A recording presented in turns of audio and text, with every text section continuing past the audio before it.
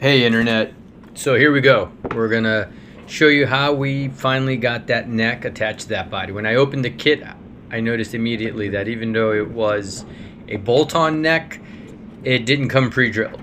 And the neck alignment is pretty critical on a guitar, obviously, so took a lot of care. This is one of those situations where it's like measure 8 times, cut once. Now if I were fancy, I would have a laser level, one of those lines you could use, and attach it to the guitar and run that down the middle of the neck and the body. But this looked close enough. I really just sort of eyeballed it and used a couple pieces of scrap wood to get a line, and I went to town. Spent a little bit of time thinking about it, but then I realized there were no other constraints or gotchas, and the next step really was to just draw the 4 holes that I would want to have on the inside of the neck pocket, drill those 4 holes, put the neck back on, and then drill the same holes for the neck itself.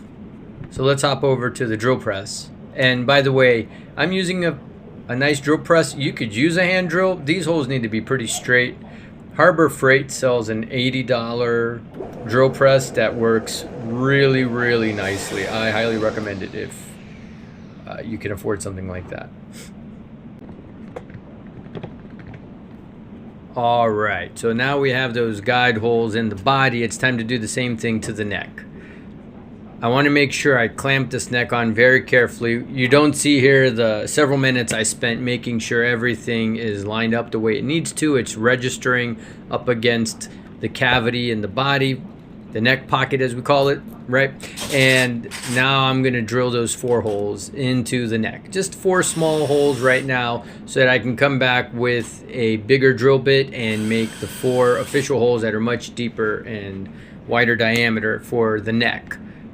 I'm going to show you real quick what I do for the countersink. Really, that was pretty easy. Once I had those 4 holes, I was able to just sort of eyeball what needed to be done for the countersink screws. So let's hop over there and take a look now. Yeah, I totally tricked you on that one because I don't have the video, once again, of drilling the countersink holes. So I'm just going to show you right here. So these are the holes we did. It's with a Forstner bit. It's okay, a 1/2 inch Forstner bit.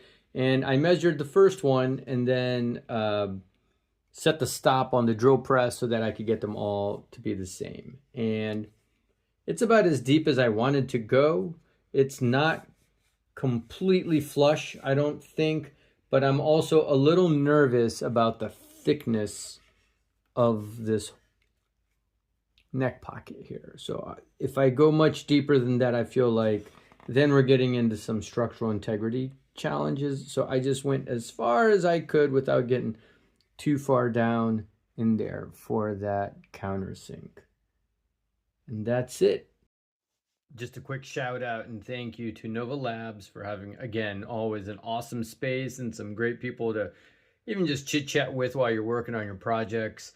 And then to Guitar Kit World for sending me this kit to make these videos with, and to all the people that are watching, and to the luthier community online. You all are just awesome. So subscribe if you want to see more stuff like this, and remember to stay scrappy. Cheers.